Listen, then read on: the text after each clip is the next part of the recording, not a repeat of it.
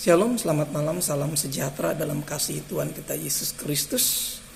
Kita bersyukur pada kesempatan malam hari ini bisa diberikan waktu, kelegaan dan kesempatan sehingga dapat menikmati persekutuan yang indah dengan firman Tuhan.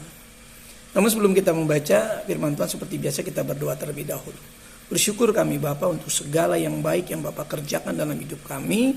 Lewat pengampunan-Mu yang sempurna atas kami dilayakkan untuk bersekutu senantiasa. Terlebih kami boleh diizinkan masuk ke dalam dimensi kebenaran firman Tuhan senantiasa. Mari urapi kami semua lewat pengudusan yang Kau berikan. Lewat pengurapan Roh Kudus, bekerjalah atas kami Tuhan sepanjang pemberitaan firman ini, supaya kami dapat mengerti, memahami, dan kemudian dapat melakukan firman dalam kehidupan kami sehari-hari. Menjadi kesaksian bagi banyak orang bahwa Yesus Kristus Tuhan adalah Tuhan atas hidup kami. Terima kasih, biarlah pengurapan-Mu merata atas kami semua, sehingga kami dapat menerima kebenaran firman Tuhan di dalam hati kami yang terbaik. Dalam Kristus Yesus Tuhan. Haleluya. Amin. Bapak Ibu, seperti biasa saya ingin mengingatkan kita semua untuk senantiasa setia dan terus membaca firman Tuhan. Ya, terlebih pada Rabu malam ini kita boleh bersekutu senantiasa lewat pemberitaan firman Tuhan. Saya ingin mengajak Bapak Ibu Saudara dalam 1 Raja-Raja 17 ayat 13. Ayat ini mungkin Bapak Ibu Saudara sudah sering membaca dalam perikop ini. Bahkan saya mungkin sudah pernah menyampaikannya dalam satu perikop utuh. Tapi kita akan berbicara pada malam hari ini terkhusus pada ayat yang ke-13 saja. Ya, bagaimana kita menyoroti, bagaimana kita menyikapi ketika perkara kecil ini dipersoalkan dalam kehidupan kita. Terlebih ini juga kemudian menjadi persoalan daripada firman Tuhan bagi kita. Ayat yang ke-13 dari 1 Raja-Raja 17, ya, kisah ini tentang peristiwa Elia dengan seorang janda dan anaknya yang mengalami kelaparan, yang mengalami kesulitan, dan keadaan mereka sangat-sangat terbatas pada saat itu. Namun bagaimana cara Tuhan mengerjakan yang terbaik bagi setiap orang percaya?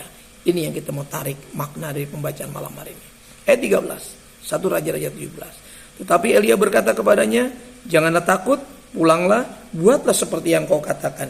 Tetapi buatlah lebih dahulu bagiku sepotong roti bundar kecil daripadanya, dan bawalah kepadaku.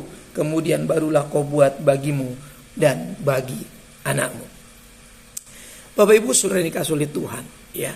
Bagaimana cara kita menyikapi perkara-perkara yang nampaknya kecil, yang sepele, ya, yang Tuhan sebetulnya mau pakai, ya, untuk menolong kita dalam kesulitan hidup kita. Mungkin hari ini kita terbatas, ya, apapun itu, mungkin kita miliki dalam keadaan yang sangat terbatas, serba sedikit, serba mungkin rasanya tidak bisa untuk kita lakukan apa-apa selain untuk kalaupun dibuat itu, ya tetap saja hasilnya kecil. Bapak Ibu Saudara yang dikasihi oleh Tuhan, ini kesulitan yang dialami ini menggambarkan bahwa suatu ketika kehidupan manusia mengalami hal seperti ini. Namun yang menjadi persoalan dari renungan kita, bagaimana cara kita menyikapi ini menjadi persoalan. Ya, sikap kita yang pertama adalah dikatakan firman Allah, apa di sana yang perlu kita responi ketika kita menghadapi semua keadaan kita ini serba terbatas, serba sulit, serba suka, dan serba sedikit, minim sekali. Tapi ketika firman Allah hadir mempersoalkan ini dalam diri kita, bagaimana sikap kita ini menjadi sangat penting. Dikatakan apa? Janganlah takut, ya. Jangan takut. Nah, ketika ini serba sedikit, ini tidak bisa dibantah dan tidak bisa dipungkiri. Rasa takut itu yang paling mendominasi dalam diri manusia, dalam diri setiap keluarga orang percaya. Ya, maka berulang-ulang firman Allah mengatakan jangan takut, jangan takut. Karena persoalan akan terus bergulir setiap hari. Pertolongan demi pertolongan terjadi dalam kesulitan kita. Namun juga kesulitan akan terus terjadi dalam diri kita. Seiring dengan pertolongan yang terjadi, kita akan terus didewasakan tentang kehidupan ini, tentang sikap-sikap yang harus kita ambil dalam setiap keadaan yang diperhadapkan. Jangan takut. Ini menyangkut bagaimana menyadari keadaan kita. Apakah kita sungguh-sungguh didapati sedang ketakutan? Ini kan persoalan. Makanya dikatakan Nabi Tuhan ini menyampaikan pesan Tuhan, jangan takut. Manakala kita mengalami keadaan saat ini, mungkin sakit, mungkin susah, mungkin kekurangan, mungkin menghadapi dilema yang rasanya sulit kita pahami, satu keadaan yang menghimpit kita. Jangan takut. Ini menjadi hal yang harus kita sikapi. Ya, peringatan dari Tuhan. Ya, satu pernyataan dari Tuhan supaya kita menyadari keadaan kita. Ketika dia berkata jangan takut, mari kita menyadari keadaan kita. Ya, bahwa dengan kesadaran kita bisa melawan rasa takut ini. Ya, tatkala semua serba sedikit. Yang saya katakan, dan kalaupun dibuat dengan sesuatu yang sedikit, itu pasti hasilnya kecil. Ya, hasilnya kecil. Nah, Bapak Ibu Saudara kasih oleh Tuhan, di dalam Injil Matius, kita coba mau baca apa yang dikatakan Kristus dalam Injil Matius pasal 25 ayat 21. Saya coba meminjam kata ini. Ini tentu konteksnya berbeda memang. Tapi kita melihat dalam perkara ini, saudaraku, apa yang menjadi persoalan. Matius 25 ayat 21. Maka kata tuannya itu kepadanya, baik sekali perbuatanmu itu, hai hambaku yang baik dan setia. Engkau telah setia dalam perkara kecil, aku akan memberikan kepadamu tanggung jawab dalam perkara yang besar. Masuklah dan turutlah dalam kebahagiaan Tuanmu. Ketika orang-orang ini mampu menyadari ya keadaannya, menyadari dirinya, dan kemudian bisa melawan rasa takut ini dengan apa? Dengan sikap yang baik dan terus tetap setia. Ya. Seringkali orang kalau melihat hal yang kecil, udahlah hal sepele gini nggak usah. Ya, ketika orang diberikan tanggung jawab, bukan proses hidup ini sebuah tanggung jawab, bukan cuma tugas-tugas pelayanan, tugas-tugas kehidupan kita sebagai sebuah tanggung jawab. Tapi ketika masalah itu diperhadapkan, apakah kita masih didapati bertanggung jawab dan menjadi pribadi yang baik dan tetap setia? Seringkali ujian-ujian seperti ini membuat kita kemudian ketakutan dan kehilangan kesadaran tentang keadaan kita, dan kita berubah menjadi tidak setia, berubah menjadi berperilaku tidak baik. Ya, butuh kesetiaan. Ini hal yang sangat-sangat baik ya, karena semua serba sedikit. Nah, ketika semua serba sedikit, yang paling penting adalah menjaga sikap kita untuk tetap berkeadaan baik dan bersikap setia. Itu di dalam kesadaran yang dimaksud dengan perintah Tuhan jangan takut. Ya, memang rasanya kita sulit melawan rasa takut, tapi dengan kita bersikap sadar tentang keadaan kita yang tetap baik, menjadi pribadi yang baik, sebagai anak-anak Tuhan yang baik, dan sebagai hamba-hamba Tuhan yang baik, juga sebagai anak-anak Tuhan yang setia, hamba-hamba yang setia, ya, supaya rasa takut ini dapat dikalahkan. Karena rasa takut ini nggak akan mungkin pergi kalau kita nggak bersikap seperti yang dikatakan firman Tuhan, jangan takut. Karena ketika kita tidak takut, kita pasti didapati setia. Kita pasti didapati dalam keadaan yang baik, tidak menyimpang dari kebenaran firman Tuhan. Yang kedua, ya, kita mau baca kembali di ayat tadi, 1 Raja-Raja tadi, ya. Dalam 1 Raja-Raja 17 tadi kita coba perhatikan di poin yang kedua. Ayat yang ke-13. Ya. Buatlah seperti yang kau katakan. Ya. Perhatikan di sana. Di sini penting sekali mengedepankan apa yang dimaksud firman Tuhan, ya, masuk ke dalam rencana Tuhan. Tadi kita sudah tinggalkan perintah tadi jangan takut, kita sudah pahami bagaimana berperilaku dalam kesadaran yang baik, kesadaran yang setia itu. Ya, lalu mulai mengutamakan Tuhan. Ketika Tuhan berfirman, buatlah seperti yang kau katakan itu. Ya, perhatikan. Tetapi buatlah lebih dahulu bagiku, perhatikan, sepotong roti bundar kecil, saudaraku. Nah, dengan kita masuk ke dalam rencana Tuhan, ya tadi di poin yang pertama, kita menyadari ke dalam diri kita, masuk ke dalam kesadaran kita, sekarang masuk ke dalam rencana Tuhan. Ya. Tetapi buatlah lebih dahulu bagiku, kata firman Tuhan. Ya, hamba Tuhan ini menguji, ya. Melalui hamba Tuhan, Tuhan mau menguji setiap kita dengan cara bagaimana kita mentaati Tuhan. Ya, hal yang kecil yang Tuhan bicarakan, ya, ini butuh respon yang taat, walaupun itu kecil, ya, dari kita untuk sebuah keajaiban. Ya. Tuhan membutuhkan respon, walaupun Tuhan katakan melalui nabinya ini, buatlah seperti yang kau katakan, tetapi buatlah lebih dahulu bagiku sepotong roti bundar daripadanya. Karena sebelumnya dia mengatakan bahwa ini serba sedikit dan kalau kami olah pun kami akan makan dan kami akan mati. Karena hasilnya kecil. Ya, Tapi mau nggak kita masuk ke dalam rencana dan dimensi Tuhan, yang mana Tuhan meminta kita dari yang kecil itu, untuk kita mentaati perkataan Tuhan, untuk membuat juga yang kecil dalam rencana Tuhan. Yang kecil yang diminta Tuhan dalam dimensi Tuhan yang akan menimbulkan keajaiban bagi orang yang mau mentaati Tuhan. Kenapa keajaiban tidak terjadi? Karena kita tidak mau mentaati. Padahal Tuhan tidak minta yang besar dari yang kecil. Tuhan tidak minta per roti yang besar-besar bundar gitu dari tepung yang sedikit. Ya. Tuhan minta hal yang logis. Ya. Karena memang saya katakan tadi, kalaupun dibuat ya tetap hasilnya kecil dan ya nihil saja, langsung mati kata firman Allah tadi di ayat sebelumnya. Dia buat, dia makan lalu dia mati. Ya, saya tidak akan baca itu karena kita sudah pernah khotbahkan secara keseluruhan. Tapi saya coba mau konsen sini bagaimana ketika Tuhan mempersoalkan hal yang sedikit dalam diri kita yang mengancam keadaan kita, tapi Tuhan menawarkan untuk masuk dalam rencana Tuhan. Buatlah bagiku sepotong roti bundar kecil daripadanya. Ya, perhatikan. Membutuhkan respon yang taat daripada kita untuk sebuah keajaiban, untuk sebuah mujizat, ya, untuk sebuah mujizat. Hal-hal yang sedikit ini butuh respon. Tuhan tidak minta yang besar dari yang sedikit. Tuhan pastikan sesuai dengan apa yang ada pada kita. Ya. Makanya harus kita pegang. Pegang apa yang ada pada kita.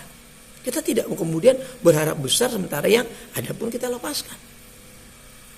Kita harus punya keyakinan bahwa Tuhan bisa pakai yang sedikit menjadi hal yang dahsyat, hal yang ajaib. Buat seperti yang dikatakan Tuhan melalui hamba Tuhan. Seringkali kita mengapa yang dikatakan hamba Tuhan ini, siapa sih hamba Tuhan? Ya. Kalau Tuhan berbicara melalui hamba-hambanya, respon kita cuma harus taat, percaya. Banyak orang gak mengalami firman Tuhan, kenapa? Menganggap sepele apa yang disampaikan hamba-hamba Tuhan. Ini penyakit, ini bahaya. Kita akan terus hidup dalam ketakutan, kecemasan. Banyak hari ini orang yang mengalami ketakutan, bahkan bisa stres, bisa gila karena ketakutan. Kenapa? Karena mereka gak percaya, gak taat sama Tuhan. Mereka nggak percaya pada hamba-hamba Tuhan yang menyampaikan firman Tuhan. Ya, perhatikan ini baik-baik saudaraku. Nah, dari yang sedikit Tuhan suruh buat yang kecil. Mau nggak kita memulai mentaati Tuhan dengan perkara-perkara kecil dalam diri kita, yang akan menimbulkan perkara-perkara dahsyat kemudian dalam diri kita. Ya, cara pikir, ya cara pandang harus sama dengan Tuhan. Tuhan, kami hanya punya sedikit minyak. Di ayat di atas itu hanya punya tepung segenggam dan sedikit minyak dalam buli-buli. Ya, Tuhan lihat itu. Ya, Tuhan maha tahu. Tuhan juga maha tahu hari ini saudara kurang sehat, saudara mungkin kurang uang, saudara mungkin kurang banyak kekurangan kita. Tuhan tahu. Nggak perlu diomong pun Tuhan tahu. Tapi kita perlu menyatakan ini kepada Tuhan di dalam doa dengan permohonan ucapan syukur. Mengucap syukur dalam segala keadaan ini menjadi landasan. Mampu gak kita mengucap syukur ketika kurang sehat? Mampu gak kita mengucap syukur ketika uang kita berkurang? Ya, saya terbiasa menghadapi hal-hal seperti itu. Ya karena saya tahu saya tidak akan mati, saudaraku. Tidak akan mati. Ya, kenapa? Hanya karena kekurangan itu. Tidak akan mati. Percayalah, karena Tuhan punya rencana dalam hidup saya dan saudara. Tapi ini menjadi ujian bagi kita ketika mungkin serba sedikit dalam kehidupan kita, lalu kita sudah mulai ketakutan, takut mati. Takut mengalami ini itu. Kita sudah menduga-duga. Tapi masuk dengan cara berpikir Tuhan, masuk dengan cara pandang Tuhan, ini harus supaya kita sama. Maka Tuhan katakan buat bagiku dulu, kata hamba Tuhan. Ini melalui hamba Tuhan ngomongnya. Karena Tuhan gak mungkin makan roti, tapi hamba Tuhan makan roti, saudaraku.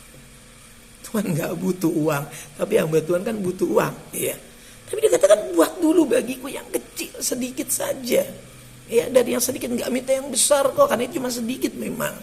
Tapi ini cara Tuhan membawa kita masuk ke dalam rencana Tuhan, dikatakan di awal tadi. Kalau di pertama tadi, bagaimana jangan takut itu adalah masuk dalam kesadaran kita. Karena yang takut itu bukan Tuhan, bukan nabi Tuhan, bukan hamba Tuhan yang takut. Yang takut ini kan si janda dan anaknya ini. Ya. Nah, sekarang masuk ke dalam rencana Tuhan, mengutamakan Tuhan, ya masuk ke dalam cara pikir Tuhan, cara pandang Tuhan tentang yang sedikit itu yang harus dibuat juga bagi Tuhan yang sedikit. Maka terjadi perkara besar, saudaraku. Itu dimensi Tuhan. Tapi sepanjang cara pikir kita tidak sama dengan apa yang dikatakan hamba Tuhan ini, kita nggak akan bisa mengalami hal yang besar. Yang sedikit akan tetap kita genggam dalam genggaman kita. Dan kita memakan lalu kita mati, kata firman Allah tadi. Seringkali kita tidak mendapatkan apa-apa. Kita nggak punya pengalaman yang positif secara rohani. Dari kekurangan kita, dari kesulitan kita. Yang seringkali kita petik adalah hal-hal yang menyakitkan ketika kekurangan itu terjadi. Ketika semua serba yang hanya kepiluan dalam hati. Karena kita enggan masuk dalam rencana Tuhan. Buatlah bagi terlebih dahulu bagiku sepotong roti bundar kecil. Ketika ini dibuat, dimensinya masuk, cara pandangnya masuk, cara pikirnya masuk. Dari yang sedikit Tuhan suruh buat yang kecil. Ingat, dari yang sedikit Tuhan suruh buat yang kecil. Mampu nggak saudara hari ini dalam kekurangan berbuat hal yang kecil bagi Tuhan, bagi pekerjaan Tuhan? Mampu nggak? Kalau ini kita tidak mampu, kita tidak akan mungkin melakukan hal-hal besar di dalam Tuhan. Kita nggak akan mungkin buat hal yang besar bagi pekerjaan Tuhan. Karena dari hal yang kecil kita sudah gagal mentaati Tuhan. Kita sudah tidak sepandangan dengan Tuhan. Kita sudah tidak berpikir secara Tuhan. Yang terakhir saudaraku, ya, dikatakan apa? Dan bawalah kepadaku. Ini harus diserahkan ya kepada Tuhan. Kemudian barulah kau buat bagimu dan bagi anakmu, saudaraku. Yang ketiga, yang terakhir adalah alami Tuhan. Ya, mulai dari hal yang kecil. Jadi jangan bermimpi dulu kita selalu perkara-perkara wah, perkara-perkara dahsyat. Itu kan promosi selalu dalam ibadah. Wah, tapi kita nggak pernah mau belajar dari hal Tuhan. Selalu mulai dari hal-hal yang kecil, saudaraku. Kalau enggak kita akan kaget, shock. Lalu kita kenapa-napa. Tuhan nggak mau seperti itu. Kita harus memulai dari hal yang kecil-kecil terlebih dahulu. Supaya kita mengerti nanti bahwa Tuhan bisa pakai hal-hal yang kecil untuk menolong saya dan saudara. Ya, ini yang membuat kita percaya terus, saudaraku. Ya, selain berbuat bagi kepentingan Tuhan, di bagian terakhir ini, itu mau memberi diri mendengarkan Tuhan, mentaati Tuhan, ya, dengan mempercayakan hidup meskipun dalam kesulitan. Mau nggak kita mulai dari hal ini yang di awal tadi, mempercayakan hidup walaupun dalam keadaan sulit, ya, mempercayakan hidup. Ini cara kita memberi diri mendengarkan Tuhan. Itu mempercayakan hidup. Mau nggak saudara tetap mempercayakan Tuhan? Mempercayakan hidup saudara kepada Tuhan, menyerahkan hidup saudara kepada Tuhan, dan mau mendengarkan Tuhan, mau mendengarkan firman yang disampaikan hamba-hamba Tuhan. Ini persoalan saya dan saudara. Dan kemudian mempercayakan apa yang ada pada kita, ya, bukan cuma mempercayakan diri, mempercayakan hidup, tapi mau nggak mempercayakan apa yang kita punya, yang sedikit itu. Ya kan yang kita punya kan belum banyak sebetulnya, tapi kita telah gagal mempercayakan itu kepada Tuhan. Kita lebih suka ini lebih baik di tangan saya Tuhan. Nanti kalau saya serahkan sama Tuhan bagaimana? Saya aja punyanya sedikit. Dan kita nggak akan pernah mengalami yang namanya kelimpahan dalam kasih karunia. Kita cenderung menjadi orang-orang yang begitu ekstrim dengan diri kita. Kita lebih mencintai diri kita. Ya, seharusnya kita bisa melakukan hal yang ekstrim di luar itu. Kita bisa melakukan hal yang besar, dahsyat, yang menguji nyali kita. Ya, janda ini telah belajar, ya, melewati hal itu. Mungkin ya kalau kita pikir sepertinya perempuan ini tidak cukup nyali, ya. Tapi ternyata kalau kita lihat hasilnya, perempuan ini melakukan firman Allah. Dan kita lihat, itu nyalinya terkalahkan dengan mujizat itu. Yang dikatakan di awal, kami akan buat lalu kami akan mati. Ini kan nyali, soal keberanian. Tapi kita lihat bagaimana hasilnya, saudaraku. Bukan cuma mempercayakan diri dengan mau mendengarkan nabi Tuhan itu. Tapi dia mempercayakan apa yang sedikit itu dan diberikan. Tapi dia juga membuat bagi dirinya, ya, dengan berbuat bagi keluarganya. Perhatikan, ini penting saudaraku. Buatlah bagimu dan bagi anakmu, saudaraku.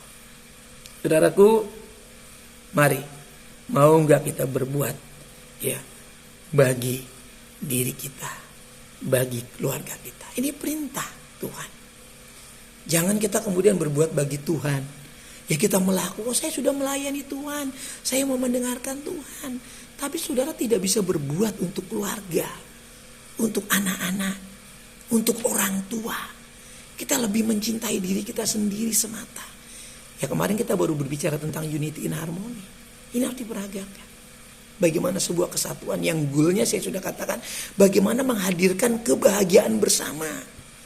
Bukan menjadi pribadi keluarga yang bahagia sendiri. Kita pikirkan kebahagiaan keluarga lain dalam keluarga eklesia. Enggak gitu. Kalau enggak, family gathering cuma tinggal kenangan, tinggal cerita, tidak punya dampak yang rohani, saudaraku. Hanya melelahkan. Ya, saya harus katakan kepada saudara, buatlah bagimu dan bagi anakmu. Apa yang saudara dan saya mau buat bagi keselamatan? Ini diperintahkan supaya apa? Janda dan anak-anaknya dapat makan, dan Alkitab mencatat mereka terpelihara sepanjang kelaparan itu. Sepanjang musim paceklik itu. Karena firman Allah mengatakan apa? Setelah dia buat bagi hamba Tuhan, dia buat bagi pekerjaan Tuhan, dia memberi dari hal yang sedikit bagi pekerjaan Tuhan, bagi hamba Tuhan itu, dan dia juga berbuat bagi keluarganya. Ini menyelamatkan keluarganya, saudaraku. Kita tidak bisa hanya mengatasnamakan melakukan pekerjaan Tuhan, lalu kita lupa melakukan bagi keselamatan keluarga kita. Dan kita juga tidak bisa hanya melakukan keselamatan bagi keluarga kita dengan kemudian mengabaikan melakukan firman Tuhan untuk pekerjaan Tuhan. Itu omong kosong. Itu gak mungkin, saudaraku. Gak mungkin terjadi mujizat. Dan malam ini kita belajar ayat 13. Supaya kita harus hidup proporsional secara rohani dan secara kehidupan lahiriah kita yang sudah dilahirkan baru ini. Bukan menjadi pribadi-pribadi yang egois, tapi pribadi-pribadi yang bisa menyerahkan apa yang patut kita serahkan bagi Tuhan, dan apa yang patut kita serahkan bagi keluarga, demi keselamatan diri kita dengan mempercayai Tuhan, mentaati Tuhan, dan bagi keselamatan keluarga kita dengan membawa dampak, berbuat bagimu dan bagi anak-anakmu, bagi keluargamu. Mau nggak? Ini perlu dijawab masing-masing. Kalau tidak, kekristenan hanya tinggal cerita. Kekristenan kita hanya tinggal kenangan. Waktu kita tutup mata, semua tidak memberi dampak apa-apa. Saya harap kita mengerti dengan firman ini. Roh Kudus akan menolong saudara untuk melakukan dua hal ini. Mentaati perkataan Tuhan, ya, demi keselamatan diri kita dan demi keselamatan keluarga kita, dengan mau melakukannya bagi diri kita dan bagi keluarga kita. Tuhan menolong kita semua, dan kita tunduk kepala dan berdoa. Bapa, di dalam nama Yesus Kristus, hamba-Mu sudah berhenti menyampaikan maksud firman Tuhan malam hari ini. Mungkin kami sudah sering mendengar perikop ini, namun dari satu ayat ini Tuhan, kami telah belajar hal-hal terpenting dan mendasar dalam kehidupan kami. Bagaimana kami bisa diselamatkan dari cara-cara hidup kami. Kami bisa melihat bahwa Tuhan bekerja. Bagaimana cara kami bersikap. Akan kami lihat bahwa Tuhan menyelamatkan kami, menyelamatkan kehidupan keluarga kami. Karena kami mau berbuat bagi Tuhan, dan kami juga mau berbuat bagi keluarga kami, bagi anak-anak kami, bagi suami, bagi istri kami semua. Tuhan, kami percaya di dalam keluarga kami boleh melihat dampak keselamatan. Kami boleh terpelihara dari kesulitan kesukaran yang begitu panjang seperti yang dialami janda dan keluarganya. Terima kasih Tuhan. Memberkati kehidupan umatmu, jemaatmu, para lansia, janda, duda, semua Tuhan peliharakan di masa tua, masa kesendirian. Tuhan sanggup menolong, memberkati melalui orang-orang terdekat sebagai kepanjangan tangan Tuhan. Diberkatilah mereka, para suami, para istri, diberikan kerukunan, keharmonisan, menjadi pribadi-pribadi teladan dalam hidup nikah, supaya nama Tuhan jangan dihujat orang dalam kehidupan pernikahan kami. Buat kami mentaati Tuhan dalam hidup nikah kami, menjadi suami yang baik, suami teladan, suami yang memberikan contoh baik. Sebagai istri juga menjadi istri yang baik, menjadi istri teladan, menjadi orang tua, menjadi ibu, menjadi bapak yang baik, memberikan dampak positif bagi generasi, bagi anak-anak kami. Terima kasih, tambahkan kenikmatan hidup anggur cinta kasih dalam hidup nikah kami. Kau penghibur bagi kami Tuhan, dan jadikan kami juga pribadi-pribadi yang memberkati anak-anak kami. Mudahkan rezeki setiap keluarga untuk pemeliharaan kehidupan selanjutnya. Anak-anak sebagai buah nikah, dalam pertumbuhan dari tingkat batita, balita, remaja, anak-anak muda, dewasa, bahkan tingkat pendidikan mereka dari tingkat dasar sampai perguruan tinggi.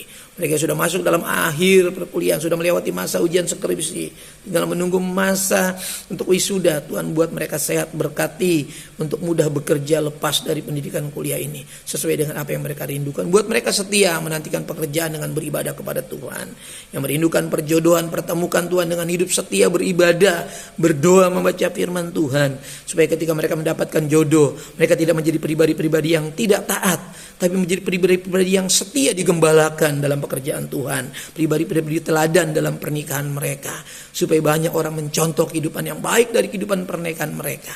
Dan Tuhan juga memberkati dalam pergumulan, membutuhkan momongan, sehingga pernikahan diberkati, menantikan momongan dengan hidup taat, setia, tunduk tunduk kepada firman Tuhan, supaya hidup mereka tidak menjadi sandungan bagi pekerjaan Tuhan. Tuhan tolong sadarkan kami semua, supaya kami jangan tergolong orang-orang yang hidup dalam kesulitan, kesukaran senantiasa. Kami rindu setiap kami menjadi orang yang berbahagia semua di dalam Tuhan, oleh karena hidup mendengarkan Tuhan dan hidup mau berdampak bagi keluarga di dalam Tuhan. Terima kasih yang sudah mendapatkan pekerjaan. Juga Tuhan tolong berikan kesetiaan. Yang belum dapat terus mencari pekerjaan, Tuhan buka jalan, diberikan pekerjaan sesuai dengan apa yang dirindukan. Terima kasih Tuhan, terima kasih Yesus.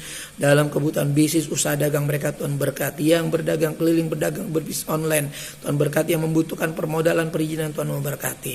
Tuhan tutup buku bidang-bidang pekerjaan mereka, apapun disiplin yang mereka miliki, apapun bidang pekerjaan mereka, Tuhan memberkati semua. Terima kasih. Program gereja kami serahkan ke dalam tangan Tuhan. Rencana ke depan menjelang masa raya Natal, panitia sudah dibentuk. Tuhan memberkatinya sehingga seluruhnya boleh berjalan dengan baik. Memberkati juga Tuhan rencana organisasi kami. Tuhan memberkati dari pusat sampai di seluruh gereja-gereja lokal di tanah air kami. Tuhan memberkati bangsa dan negeri kami ini Tuhan. Rencana pelantikan mendatang, rencana pemilu kada, pilgub. Tuhan berikan keamanan di negeri kami, jadikan negara kami negara yang adil, makmur, cukup, sandang pangan, keamanan ada di mana-mana, lapangan pekerjaan tersedia, Injil Tuhan bebas diberitakan, nama Tuhan dipermuliakan, jadikan negara kami negara yang berjaya Tuhan ke depan. Dari Sabang-Sabang Merauke, dari Miangas sampai ke Pulau Rote, boleh tercipta kesejahteraan bagi Indonesia. Terima kasih. Berkati anak-anak masih dalam pepergian, dalam pekerjaan, dalam perkuliahan, kembalikan ke rumah dengan selamat. Tuhan kumpulkan semua untuk melewati malam hari ini.